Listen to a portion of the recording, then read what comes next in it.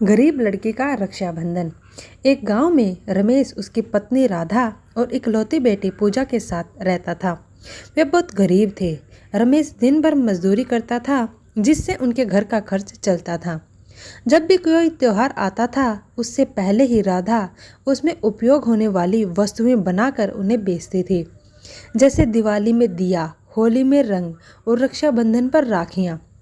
त्योहार आने पर रमेश मजदूरी छोड़कर राधा के साथ मिलकर सामान तैयार करा कर बेचता था।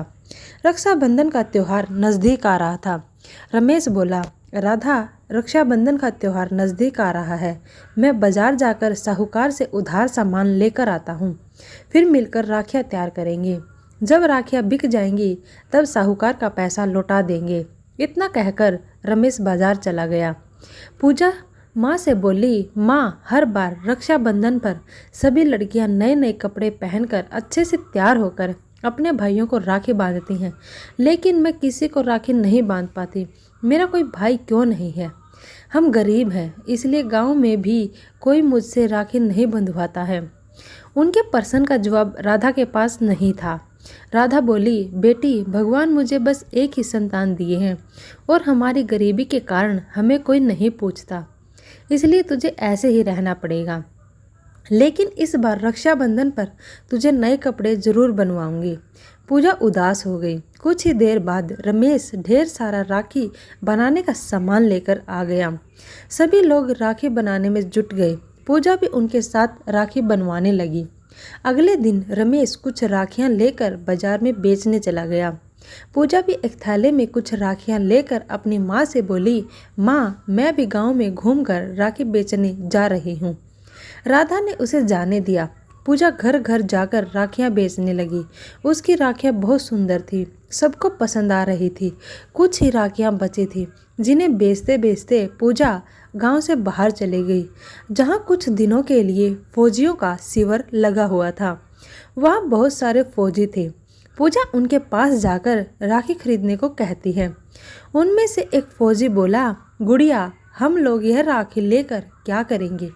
हमें यह राखी बांधने वाली हमारी कोई बहन नहीं है। हमारी बहन तो है, लेकिन यहाँ नहीं, घर पर है। उनकी बातें सुनकर पूजा बोली, भैया, मेरा कोई भाई नहीं है। अगर आप लोग कहें तो मैं आप लोगों को रक्षाबंधन के दिन राखी बांधने आऊँगी। पूजा का मासूम चेहरा और आंखों में प्यार देखकर सबसे उसे रक्षाबंधन के दिन आने का न्योता दे दिया। उस दिन पूजा बहुत खुश थी। इतना खुश पहले कभी नहीं हुई थी। उसकी खुशी का ठिकाना नहीं था। वह खुशी खुशी घर आई। उसे खुश देखकर माता पिता बोले, क्या बात है पूजा, आज तुम बहुत खुश लग रही हो। इतना खुश तुम्हें पहले कभी नहीं देखा था। पूजा बोली, आज तक मेरा कोई भाई नहीं था, लेकिन अब मेरे बहुत सारे भाई हैं। उसने माँ और पिताजी से सारी बातें बताई और बोली, माँ, इस रक्षाबंधन पर मुझे नए कपड़े जरूर बनवा देना। पूजा रक्षाबंधन के दिन के इंतजार में थी। आखिरकार वह दिन आ ही गया, जिस दिन का पूजा को बेसब्री से इंतजार था। वह सुबह सबसे पहले उठकर नहा धोकर नए कपड़े पहनकर तैयार हो गई और राखी बांधने की तैयारियां करने लगी। उसने खूब सुंदर सी थाली सजाकर, तिलक लगाने के लिए चंदन, आरती करने के लिए दीपक, अपने भाइयों का मुंह मीठा कराने के लिए लड्डू और हाथ में बांधने के लिए अपने हाथ से बनाई हुई सुंदर सुंदर राखियां लेकर फौजी भाइयों के शिविर की तरफ चल दी। शिविर में पहुंचकर देखी तो वहां कोई भी नहीं था। पूरा शिविर खाली था। वह बहुत दुखी हुई और मन ही मन सोची, इस साल फिर मेरा सपना अधूरा रह जाएगा। फौजी भाइयों ने मुझसे झूठ कहा था कि वे उसका इंतजार करेंगे। यहाँ तो कोई नहीं है। पास ही बरगद के पेड़ के नीचे बैठकर रोने लगी। उसकी आंखें बंद थी। बहुत देर आंखें बंद कर वह खुद को अभागा समझ रही थी। उसने मान लिया कि दुनिया में उससे अभागा कोई नहीं है। वह वहां से अपने घर जाने के लिए अपनी आंख खोली। सामने जो था उसे देख पहले उसे विश्वास ही नहीं हुआ कि यह सच है। सामने सारे फौजी भाई खड़े थे।